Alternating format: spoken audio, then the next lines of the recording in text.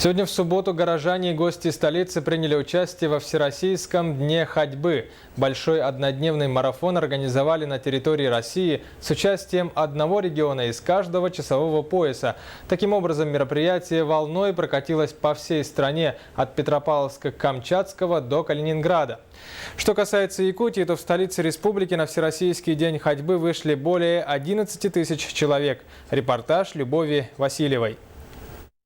Владивосток передал торжественную эстафету Якутску. И это дало старт историческому событию. В первом празднике всероссийского масштаба приняли участие города из каждого часового пояса страны, в том числе города Среднеколымск и Якутск.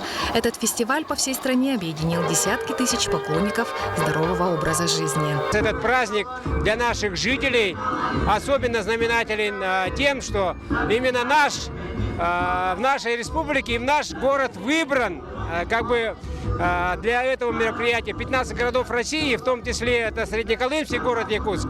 Первый Всероссийский день ходьбы прошел в рамках Международного дня ходьбы под эгидой Олимпийского комитета России. Этот проект направлен на популяризацию здорового образа жизни и физической активности среди населения страны. Главное – это приобщить людей к здоровому образу жизни.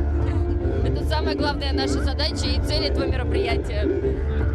Старт якутскому этапу Всероссийского фестиваля ходьбы дал глава республики Егор Борисов. Внимание!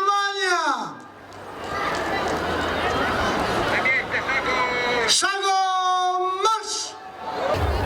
Эстафета в Якутске началась со стадиона Туймада. Далее пешие любители спорта в сопровождении инструкторов скандинавской ходьбы прошли по улицам Кирова, Пояркова, Петровского и Лермонтова. Колонну возглавили глава и руководители республики. Удивлен, что сегодня не только молодежь, но и ветераны, люди пожилого возраста участвуют с таким хорошим настроением. Поэтому, я думаю, поддержка в дальнейшем этот фестиваль, этот праздник получит. Сегодня этот праздник объединил и старый и млад. По ходу эстафеты к участникам акции присоединялись прохожие, жители и гости Якутска. Я год занимаюсь скандинавской ходьбой, мне очень нравится. Защитные силы организма у меня повысились, и я меньше болею гриппом, ОРВИ. Полезно ходить, укрепляются мышцы. Это очень полезное средство. Благодаря ему мы можем выздороветь.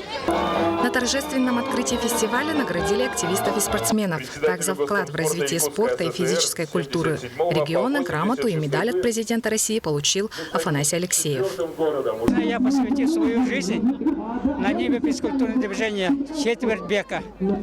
Я очень счастлив, занимался оздоровлением своего якутского народа. С ветераном спорта согласны и все специалисты. По их мнению, ходьба – это верный путь к долголетию. А регулярные занятия ходьбой можно начинать с ежедневных получасовых пеших прогулок.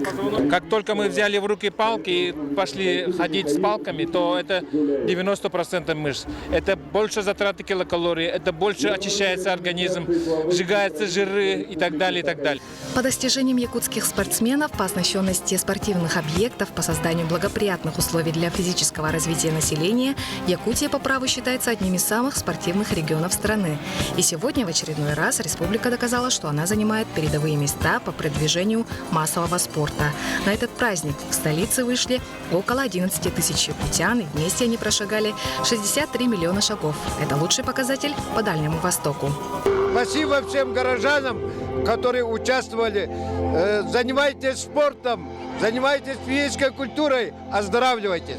Ходьба активизирует работу всего организма и повышает иммунитет. Но и стоит отметить, что это самый доступный, простой, универсальный способ движения, подходящий для людей всех возрастов.